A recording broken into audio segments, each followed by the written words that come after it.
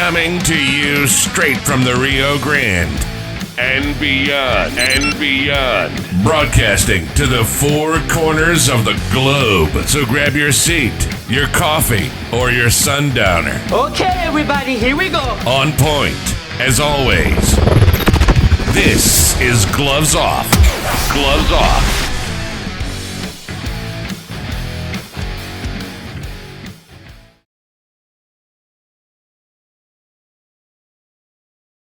So when I was working on Selena, the series for Netflix, to play the role of Abraham Quintanilla, I put on a specific amount of weight, which I was fine doing, but also realizing it could be difficult to get that weight off. I got back into my physical regimen with James Leha, but I was still having trouble with just those last amounts. And that's when I got to meet Arturo from Laredo Medical Weight Loss Clinic. And just the products that he gave me kind of put me over the edge. I feel great about myself.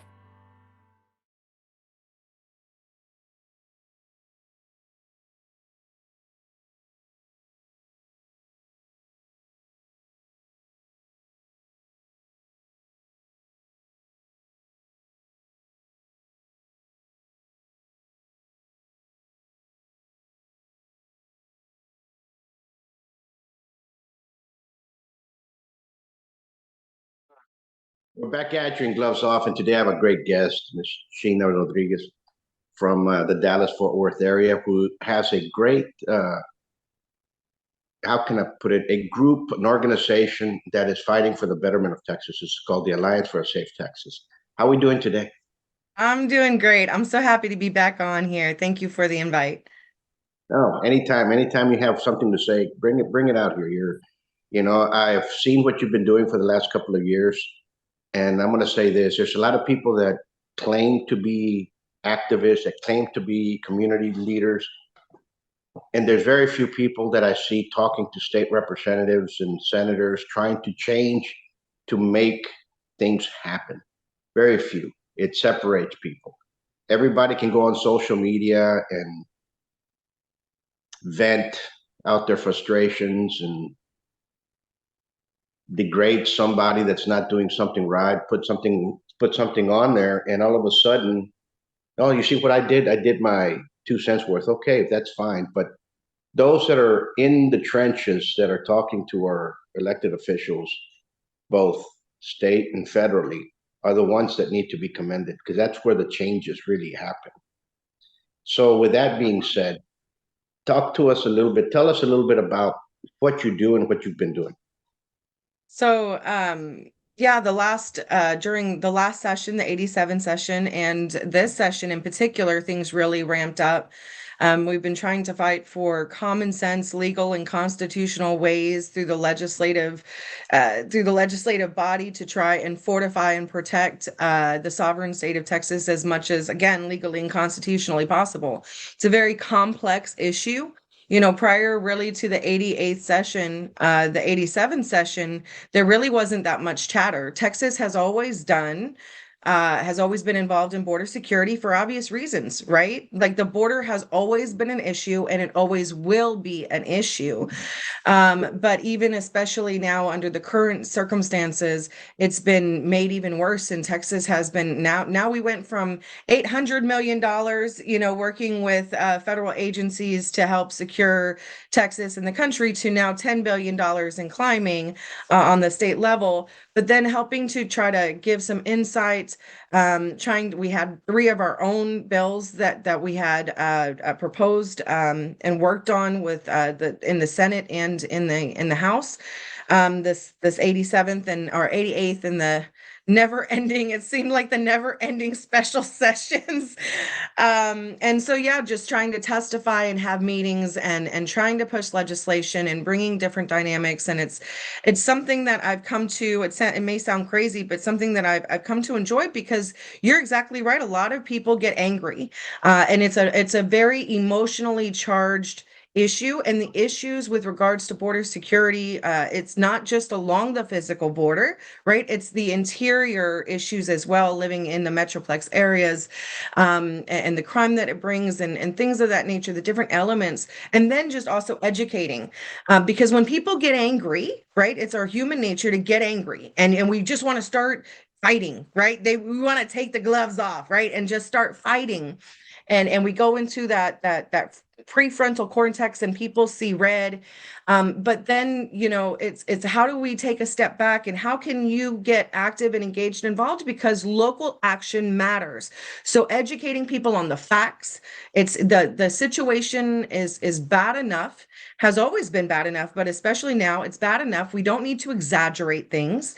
Speaking the facts and then saying this is what you can do even in your own local community to get active, engaged, and involved, become watchdogs, educational things. And then also, if you are able to, come and help me fight for good legislation in Austin, because the reality is especially when it comes to border related issues, it's usually me, myself, and I, and maybe, two or three others, depending on whatever bill may be that's up there fighting for border security, up against quite literally busloads that are brought in from the open border type advocates across Texas and the country. So we need more people to voice their opinion and say what's happening, but do it in a respectful way that's going to actually try to amount to something and move that needle. So yeah.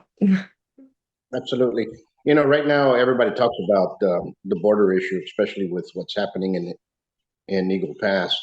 And people seem to forget that Texas has always been in the border security, as you said. We had the Texas Rangers, used to go back and forth, picking up Comancheros and stuff that was going on back in the 1800s and stuff that occurred. It never really stopped. The Comancheros changed their name to what is now known as cartels and coyotes and so on and so forth. It's just continued. It was a way of life then. It's a way of life now. And there's ways to stop it, the solutions, but nobody seems to be wanting to do the solutions. they've hindered, I would say. I understand why people are coming to the United States. This is the greatest country there is, period. I understand that.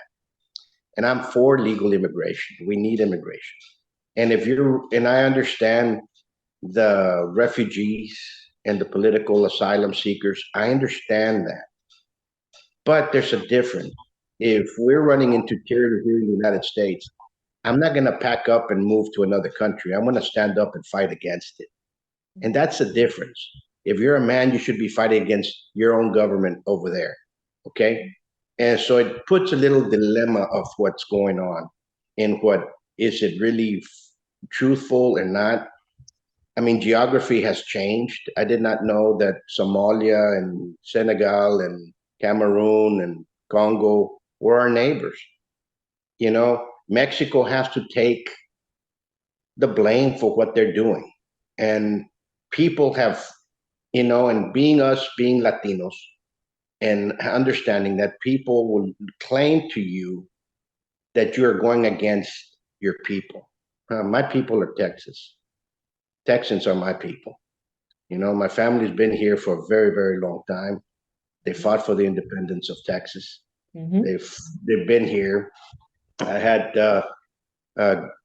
great granduncles, both of them. One of them fought for the Confederacy, and the other one fought for the Union. My grandfather was born in 1891 in Roma, Texas. We're from Texas. Mm-hmm. So, when they come up with this, yes, we're all Latinos. Some people are Puerto Rican, some people are Cuban, some people are Mexican, some people are Tejanos, what have you. We're all Latinos. Yes, okay, fine. But we all have one thing that we bring together when we come here to America. And right now we have to stop segregating ourselves, putting the Mexican hyphen American, Irish hyphen American, Afro hyphen American. We're just Americans, period. Mm-hmm. And we better stand up for that. This is not an issue of red Republicans and blue Democrats. This is an issue of the red, white, and blue. Are we going to keep it or what's going to happen? But with that being said, there's a lot of things that are going on. We have a lot of children that are being crossed illegally. What's happening to them? Where are they going? A lot of people don't know that we have camps all over the place. Mm-hmm. And in places that we never heard of now have a camp. What's going to happen when they go out? Right now you have issues in New York, Mhm. where the Venezuelans are hanging around with the Venezuelans. Mhm. The Colombians are hanging around with the Colombians. The Panamanians are hanging around with Panamanians, and on down the line. They're not mixing into groups, and now you're having gangs being formed. Mhm. And they even said the police are even told that if they do not commit a major crime, you don't arrest them. Mhm. You see, the pandemic taught us one thing. Taught us that a lot of people are going to follow orders. So if they're told don't arrest those people because they're not, don't arrest them, they're going to follow that order, and they're going to allow this to go out there. So for safety's sake, for our women, for our children, we have to start putting things into perspective of where the danger is and where the danger lies, and how we're going to start vetting these individuals that are coming in here, which we're not doing. And um, it's very hard. How can I put it? Laredo is 95% Latino. Mhm. Okay, whether you have Tejanos, you have Mexican Americans, or you have uh, resident alien Mexicans that come in here that work here in the thing, which is Mhm. it's Latino in place. Most of everybody speaks Spanish, and what I'm going to get at is it's very hard to leave. How can I put it? Mass quantities of illegals in Laredo. Very Mhm. hard because wherever you go, there's border patrol. If you go to San Antonio, you have to go. So if you once you cross them past those 21-mile markers Mhm. and place them in the metroplex or place them in other areas, they get lost in the mix, Mhm. and you can't tell who's what's going on. You don't see them here. It's very hard because here you have all those boundaries are there. If you try to go to San Antonio, they will get you on the cross points, on the checkpoints, and that's what people do not understand. But with the number one issue, what do you see is the most dangerous thing that's going on now with those that are ever to come inside, besides crime? Yeah, so in over the last, gosh, it feels like forever, but over the last just the 3 years, now I've been at the border in different places from the RGV up to El Paso, several different. I spent a lot of time in the Del Rio sector and even a little bit of time out there in Arizona to compare and contrast what was happening in Arizona to Texas, right? And I've seen people, I've learned more. I've learned more about the globe going to the border over the last 3 years than I have in most of my adult life, because I've met people from Uzbekistan, Tajikistan, I mean, countries that I had never even heard of, from all over the world coming over. So you're completely right. This is not just Latinos that are coming over. And my family is from Puerto Rico. My husband is a first generation Mexican American, right? So we're like the perfect melting pot of Latino, if you will. But it's not. It's the entire world that's coming over, and it's all coming over at one time, and there's no way to properly vet. Two of the main concerns, there's a lot of concerns, right? But two of the main concerns, because I also focus, like you said, they're not just these issues are not just staying, along the banks of the Rio Grande. They're coming in. They're not staying there. They're coming in. And that's where we're going to see a lot of these long lasting negative consequences coming to a head. And so I think some of the biggest things, particularly for Texas and especially in the Metroplex areas that I've been screaming about, is national security. I'm old enough to tell you exactly where I was on 9/11. In my area of North Texas, we've always had sleeper cells here. That's not anything new. That's not anything new. And so now we're the attack at the Bethel Synagogue a few years ago. That was my daughter played soccer out there. It's 10 minutes up the street from me. The recent attempt about a year and a half ago on George W. Bush's life, media didn't talk about that. That was someone who was not here legally, who crossed over the border with terrorist ties. And so that is one of the main concerns that I see. And so trying to expand even like the 287G program to try to help weed out some of these really bad people, right? We're not talking about someone who's just been stopped at a stoplight, but really bad criminals, gangbangers, terrorists, things of that nature. And there's a lot of nuances to that because right now the federal agencies and law enforcement have their hands cuffed. So they're just re-releasing these criminals into our streets in the Metroplex areas, the highly dense where it's easy to hide.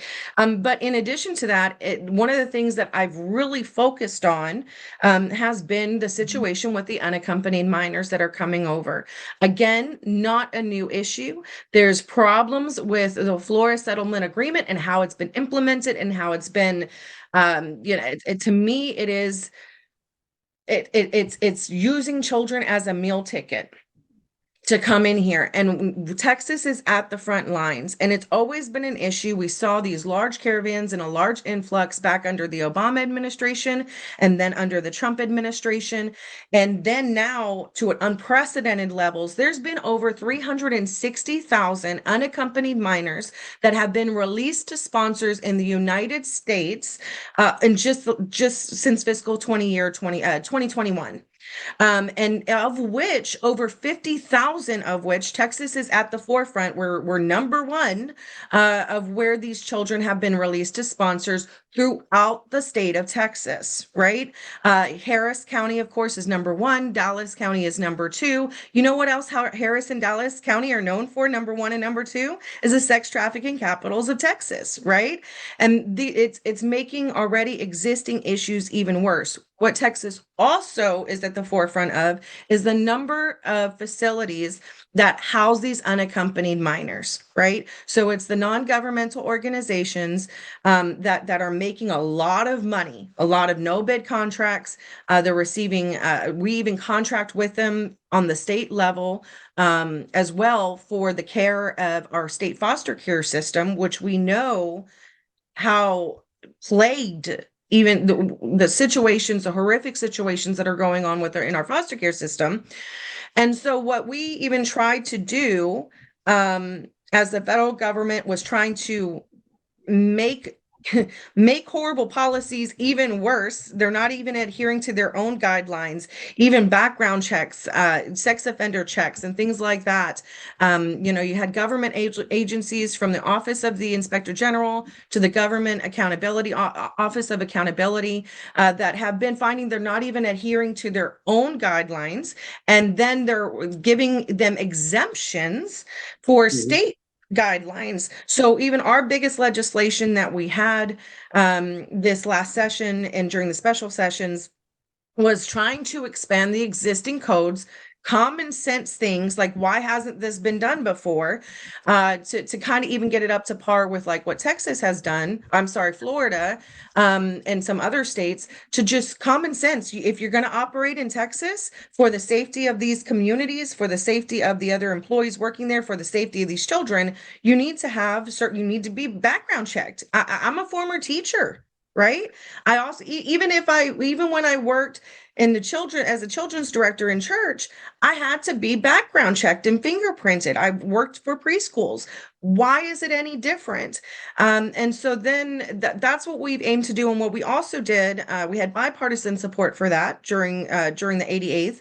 And then we also did a bipartisan letter.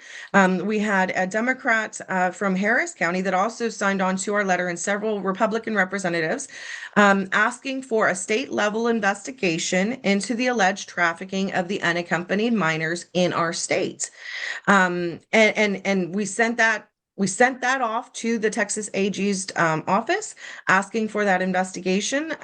Representative Stan Kitzman led the way on that and sponsored that letter. And I have yet to see anything. These are things that matter, and these are not Democrat or Republican issues. These things actually matter. We know that there have been unaccompanied minors that have been released to transnational criminal organizations on using our taxpayer dollars. That's verified. That's what I was up there to testify about in Congress. And so, and in the grand jury investigation in Florida, a lot of those cases that they found actually went through Texas first, came through Texas facilities first. And so it's a major concern, that often it's not a sexy issue. Nobody wants to talk about it, and it's issues that have been going on for quite some time now under several administrations and are just being made worse.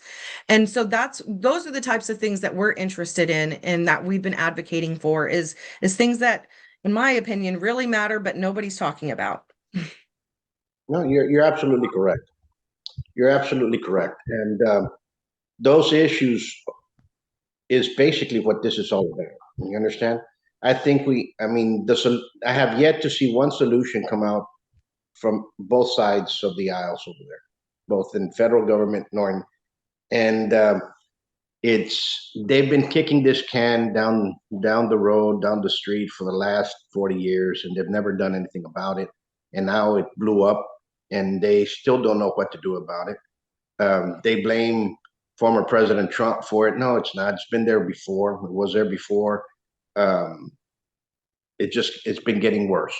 And when you get people that have nefarious mindset that deal with criminals and criminality, if you want to put it that way, they're going to find a way. And that was a perfect way to make money, and they're going to do it.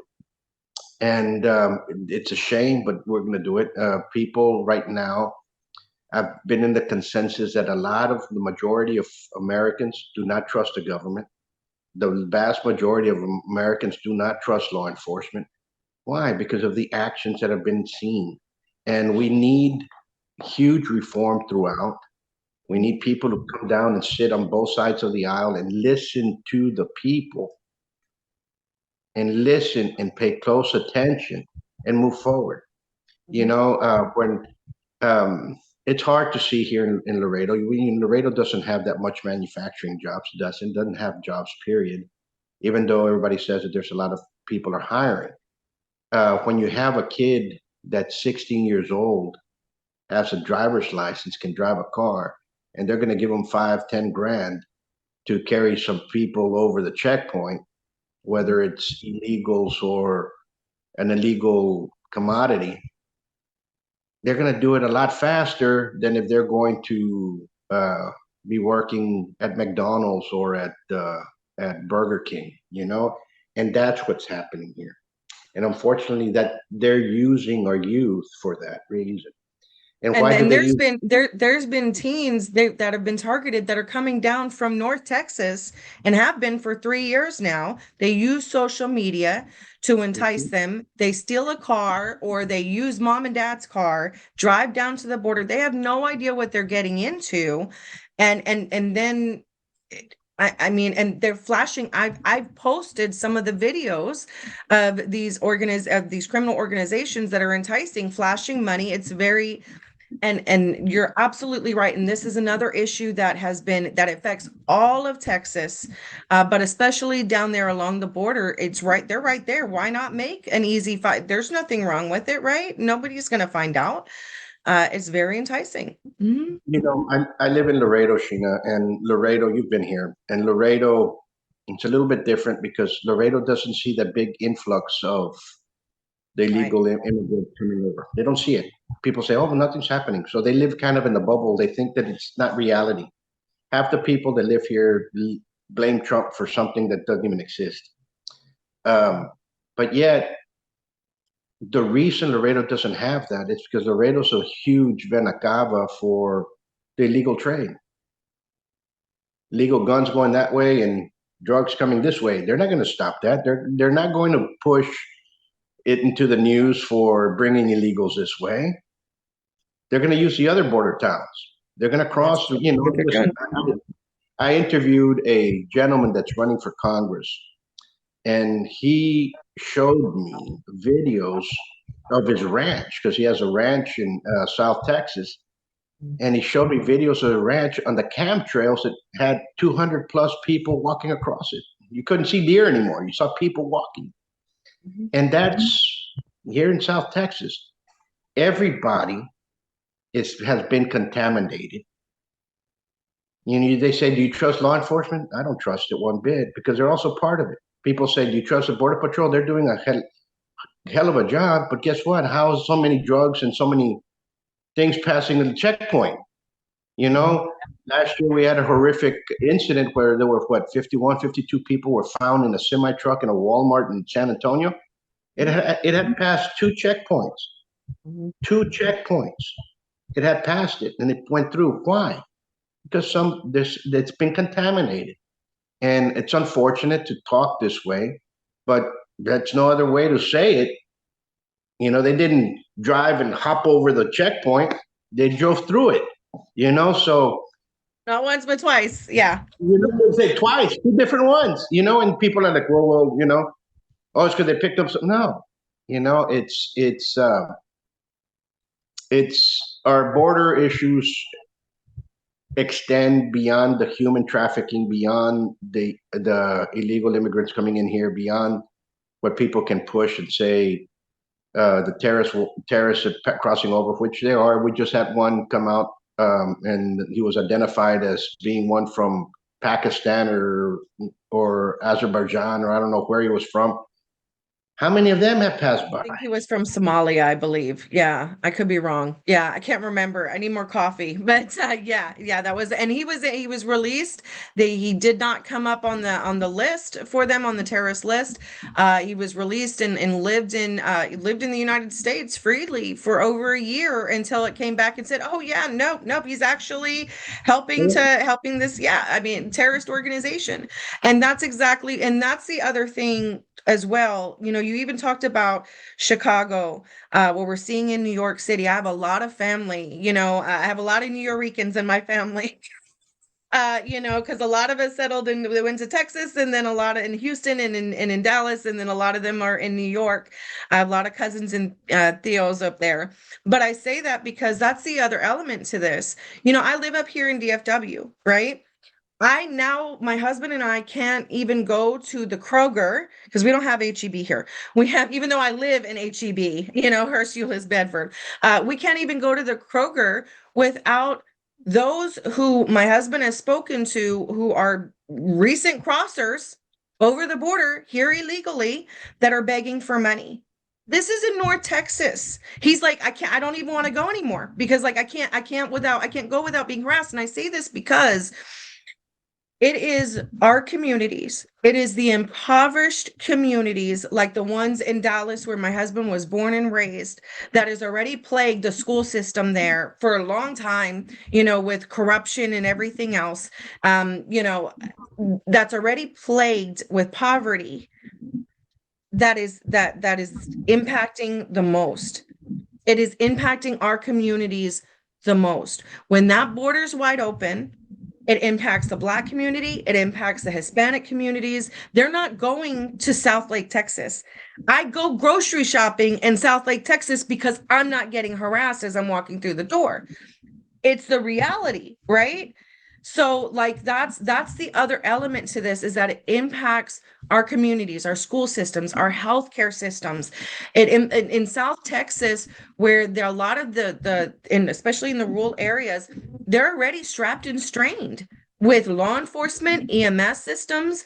Hospitals are closing along South Texas and rural Texas. It's hard to even get access to a doctor in South Texas and in rural communities across Texas. And yet these are where some of these facilities are opening, right? And these are where they have been opening. It's a strain. It's a strain in ways. There's not an area that is not impacted in some way, shape, or form. So these are very real issues. We have to be able to talk about these issues. And look, there's always been corrupt law enforcement. There's always been issues. There's also really good law enforcement, just like there's really bad teachers. Right here in Trinity High School, where I graduated from, there was 2 different cases of teachers having inappropriate relationships with students, right? And then there's really good teachers. But we have to be able to talk about both so that we can address the issues that matter, because people are dying. What I have seen, and I'm a huge pro-life advocate, but I was never really into politics. I was on the front line in Irving, Texas, working as a counselor at a pro-life center for several years, talking about helping our community, right, in Irving, Texas. And what I began to see, when I started getting involved, because I didn't trust the media, I don't trust on any side, I don't trust anything. We're at this point, I need to see it for myself. Is I see this as an extension of the pro-life issue, because what I see is the mass exploitation of human beings. No one is winning. The migrants aren't winning, Texans aren't winning, Americans aren't winning. The only ones that are winning are these criminal organizations and the elites that benefit at the top and want this to happen. That's what I see. Human beings are suffering. That's what I see. And that's what I'm trying to help to address. So, and we need to have these frank conversations and be honest and open so that we can try to help it for the people, to stop people from dying. Absolutely. And I have nothing that once more for people out there.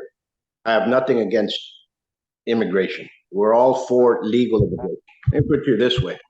My wife's from Brazil. She's in Brazil right now. I have to, how can I say? I have to refile to get a visa again. The paperwork I have to go through just to go, even though we have properties, we have, you know what I'm saying? It's a stack of about that big that I have to go just for them to reissue my visa. And it expires in April. So I have to do it now. People do not understand that. Okay, if I go to Mexico illegally, I'm going to be in prison. If I go to Nuevo Laredo in my car and I get into an accident over there, I'm going to go to jail. Okay, I might get beaten up by the police on the street, and I probably get beat up in jail. People do not understand it, but yet Mexican national can come over here to Nuevo Laredo, from Nuevo Laredo to Laredo, wreck your car, leave, and you're stuck with the bill and you're stuck with the accident. Nobody's going to pay for it. And we live that. Okay. And people say, no, it doesn't happen. Yes, it happens all the time, every day. I mean, there's car accidents throw up in the air. So what I'm getting at is we're bending over backwards. America is. And we're being taken advantage of. We need to set straight our rules. We need to set straight our laws. And we need people that are on both sides, whether it's Democrat or. Oh, did I lose you? Oh, there you go. Yep. So that's what we need to do. What's a solution that you say, especially with the children that you bring to the table, that you say, you know what, this is a solution. This is what we need to do. And it's our focus, of course, is a lot on the state level. And when we talk about state level, legally and constitutionally, what we can do, it's very narrow, right? A lot of these issues need to be fixed and addressed on the federal level with regards to the process of HHS, Health and Human Services, and ORR, the Office of Refugee Resettlement.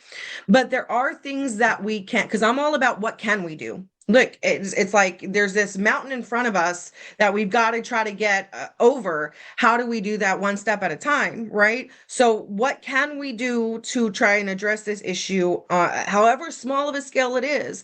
And one of the things that we have been trying to do, again, is just trying to expand the existing codes with regards to these facilities, to just try to push common sense. Like right now, the current codes as it currently exists basically says that you have to, if you're operating a facility here in Texas, housing unaccompanied minors, you need to have your lights on and drinking, and water. Okay. In a very brief nutshell, it's very vague and very small. And even that, They're not even following those guidelines, as vague as that is. So by strengthening it, it helps in expanding it with common sense things. It helps to say, well, there needs to be communication. There needs to be communication between if you're going to operate here, there needs to be communication between the federal agencies, these NGO facilities, and the local government, because someone in DC who's making these policies is not going to know what is happening in Wallace, Texas, right? Who's going to know better? If there's a problem, if there's abuse, if there is,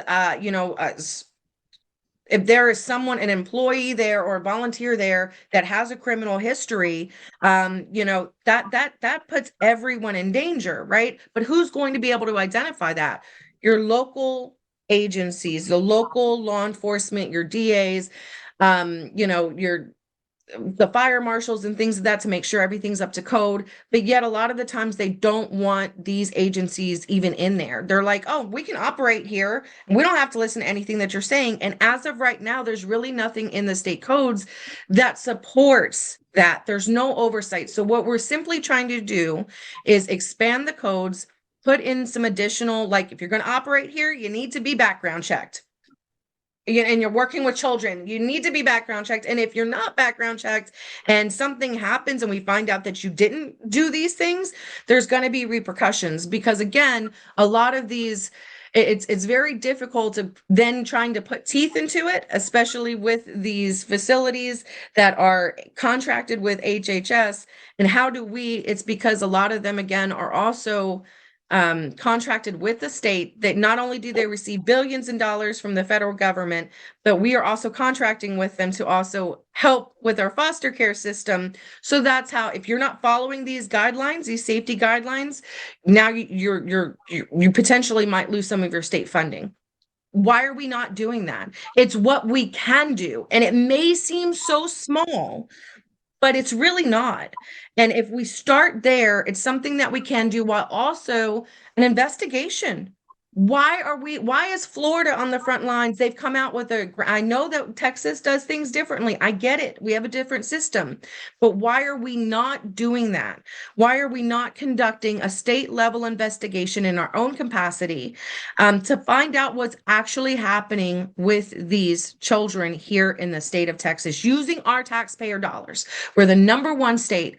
Why aren't we doing that? We're spending $10 billion in climbing on border security. Can we not allocate a little bit of it, just a small fraction, over here to find out, to do a full-fledged investigation of what's happening with these unaccompanied minors, the 50,000 that have been released in just 3 years throughout Texas? Can we just make sure that everything's on the up and up? Yeah, Why can't we do that? I agree with you, and that's what needs to happen. And I think that's what we need to start with. And I'm going to tell you this, it's sad that we haven't done anything about it, but now's the time. And I'm glad that you're on top of it, and whatever means we can help, I'll help you with that. You'll have our support, because that's something that we need to, and we need to take care of the kids, whether the kids came here, they're here now, they're basically our kids, and we have to take care of them. And I do believe in also helping, widows and orphans. So I think those are our orphan kids that we have now here, and we have to make sure that their sanity and their safety is being done right. And our government has incentivized them to come. And that's the thing. I have spoken to people along the border who have told me that they've heard infomercials on Telemundo saying, when you get to the United States, this is what you're going to get. Our government has incentivizing them to come. And once they're here, even if we don't like it, we have to be able to, they're here. I don't want children trafficked. Nobody wants children trafficked on our own taxpayer dime. We have to do something. While we're actively trying to change the policies to try to stop the root causes that's actually bringing, which is our federal policies, incentivizing them to come. But we have to also address the immediate issues of what's happening right here, right now, in our own backyards. We have to be able to do that. And we're also currently working, right now we're in the interim, right? I know right now it's the primaries, everyone is vote. I get that, but we're also working with state legislators right now. I met with a senator just a few days ago. And we're working on both the House and the Senate, trying to get some interim charges, which is would kind of be like a soft, a soft investigation, if you will, about what's happening with the unaccompanied minors. So I'm hoping and praying, and if that's another action item that people can do, contact your state representative, Democrat or Republican. It doesn't matter. I've walked in and I've met with all of them, all of them. So reach out and say, hey, what can we do about this? Can we look at this during the interim for interim charges? So that's another action item people can do. Please do that. And it costs $0 to do that, right? It costs $0. 5 minutes, $0 to make a phone call or send an email. So Absolutely. Well, number one, God bless you with what you're doing, because it's for the benefit of our kids. And people might say, well, they're not our kids. They're our kids now. They're here. We have to. They're our responsibility. And it's unfortunate that the government's acting that way, but it's now that they have to step up and put the big boy pants on now. And that's the way it is. You can't wear little kids' clothing anymore. You're representing Texas, so they have to do that. And send me more information, whatever you have. Send it to me. I'll put your information and how they can contact you on description here and on the video. Folks, I'm going to leave you with this because we're running out of time. I want to thank you. But if you all like this, share it. Contact Ms. Rodriguez and find out how you can help, and we'll take it that way. if I can really quick, if people can go to our website, securetheborder.us, and go to the research publication. It's a 20-page research document, a paper that we put together laying out the reasons and some of the issues and the reasons why and how we can address this. So please check that out. Absolutely. And we'll leave you with this. Thank you once more. We'll be talking soon. We'll be talking anyway, because I'm getting involved with what you're doing. And folks out there, you all stay safe, be safe, and God bless you all. Thanks. Thank you so much. Thank you.